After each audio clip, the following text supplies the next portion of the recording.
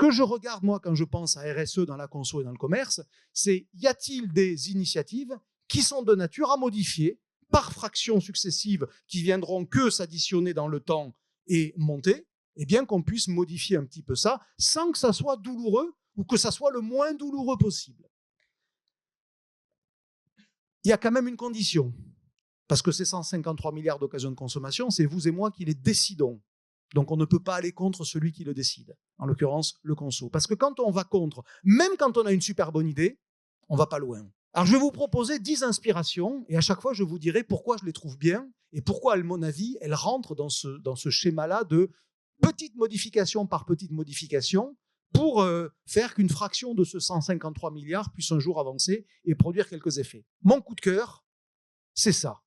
C'est l'affichage de l'impact environnemental des produits que j'achète quand je suis en magasin. Quand je suis devant ce rayon jus de pamplemousse, ben je peux peut-être, pour une partie d'entre nous ici, on va peut-être, et tout est dans la partie, puisque moi je cherche la fraction, ben se dire, mais attends, effectivement, quand c'est un Tetra Pak, une brique, c'est 0,36 kg de CO2.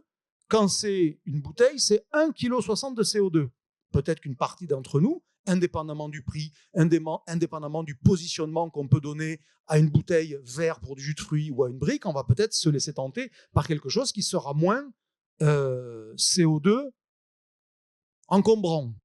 Inspiration numéro 2, c'est Decathlon, ça c'est évidemment beaucoup plus récent, qui m'explique, si je ramène mes vieilles baskets, ça va devenir des terrains de sport.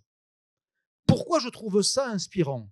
Parce qu'en gros, il va falloir qu'on accepte l'idée tous collectivement que nos déchets sont des matières premières. Un autre exemple là qui est en cours, c'est pour cette opération jouet de Noël, c'est Carrefour qui met en avant la reprise avec Kidibam de jouets d'occasion. Et donc ça doit être évidemment copié à très grande échelle pour que demain, dans tous les rayons non alimentaires de toutes les enseignes, il y ait et la proposition neuve, et la proposition seconde main, et la proposition de transition entre les deux, c'est-à-dire je récupère pour remettre dans le circuit. Et voilà pourquoi, à mes yeux, c'est une inspiration. Donc ce que j'aime là dans le cas de Cultura, c'est qu'ils vont éclater les propositions d'occasion dans les différents rayons. Et donc ils vont les rendre visibles, ils vont les rendre désirables. Une autre inspiration, parce que là aussi, ça commence à devenir sérieux, c'est ce que fait Ikea sur la seconde main. Quand vous en arrivez à ce niveau de professionnalisation dans la façon de présenter ce que vous avez à vendre et de l'expliquer, c'est qu'a priori, vous n'êtes plus dans le fait de faire de manière contrainte et subie, vous êtes devenu un acteur. Neuvième inspiration, c'est les produits solidaires, c'est-à-dire les produits à externalité. Personne ne peut acheter que des produits solidaires, parce qu'il y a une contrainte de pouvoir d'achat, mais tout le monde a envie de faire du bien, à sa mesure, avec sa capacité, et donc il faut rendre le solidaire totalement compréhensible et le plus clair possible. À chaque fois, c'est je fais le lien entre ce que je te demande et ce que ça produit. Et en gros, là où ça marche, c'est quand le lien est facile à comprendre. Mais ça suppose quand même que les distributeurs fassent l'effort d'exposer. Et donc, en ce sens, c'est une façon d'adresser le sujet qui me paraît être intéressant. Mon vrai coup de cœur, c'est quelque chose qu'on a vu la semaine dernière, ce n'est pas la première fois qu'ils le font, c'est Camif.